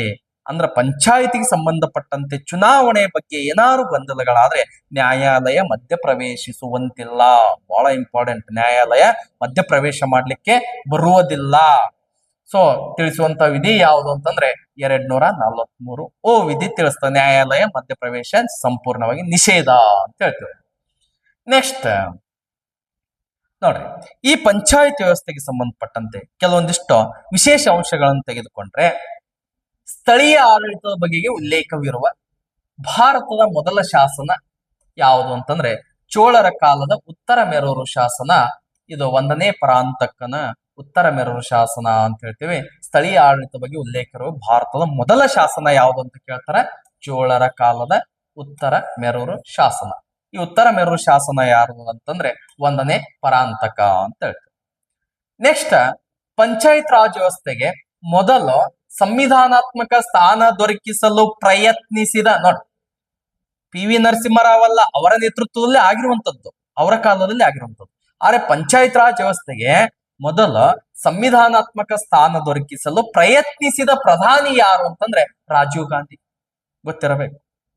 ನೆಕ್ಸ್ಟ್ ಕ್ವಶನ್, ಮಧ್ಯಂತರ ಪಂಚಾಯತ್ ರಚಿಸಲು ಇರುವ ಜನಸಂಖ್ಯಾ ಮಿತಿ ಅಂದ್ರೆ ತಾಲೂಕು ಪಂಚಾಯತ್ ಅನ್ನು ರಚಿಸಲು ಇರುವಂತ ಜನಸಂಖ್ಯಾ ಮಿತಿ ಎಷ್ಟು ಅಂತಂದ್ರೆ 20 ಲಕ್ಷ ಜನಸಂಖ್ಯೆ ಇದ್ರೆ ತಾಲೂಕು ಪಂಚಾಯತಿ ಅಥವಾ ಮಧ್ಯಂತರ ಪಂಚಾಯತಿಯನ್ನು ರಚನೆ ಮಾಡಬಹುದು, ಅವಕಾಶವಿದೆ. ಹಾಗಾದ್ರೆ ನೆಕ್ಸ್ಟ್ ಕ್ವಶನ್ ಇಂಪಾರ್ಟೆಂಟ್ ವಿಶೇಷ ಅಂಶ ಯಾವುದು ಅಂತಂದ್ರೆ ಪಂಚಾಯತ್ ರಾಜ್ಗೆ ಸಂವಿಧಾನಾತ್ಮಕ ಸ್ಥಾನ ಕಲ್ಪಿಸಿದ ಪ್ರಧಾನಿ ಯಾರು? PV ನರಸಿಂಹರಾವ್. ಆಲ್ರೆಡಿ ಹೇಳಿದ್ದಾಗಿದೆ, PV ನರಸಿಂಹರಾವ್ ಅಂತ ಹೇಳ್ತೀವಿ.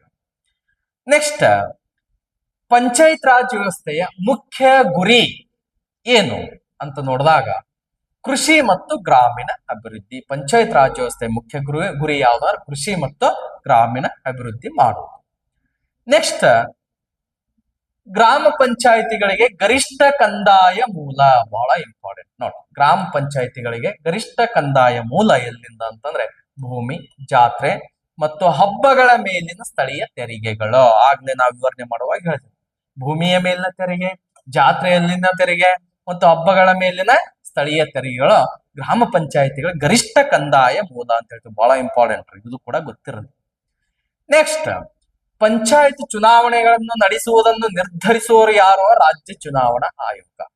ಪಂಚಾಯತ್ ಚುನಾವಣೆಗಳನ್ನು ನಡೆಸುವುದು ಯಾರು ನಿರ್ಧರಿಸ್ತಾರೆ? ರಾಜ್ಯ ಚುನಾವಣಾ ಆಯೋಗ.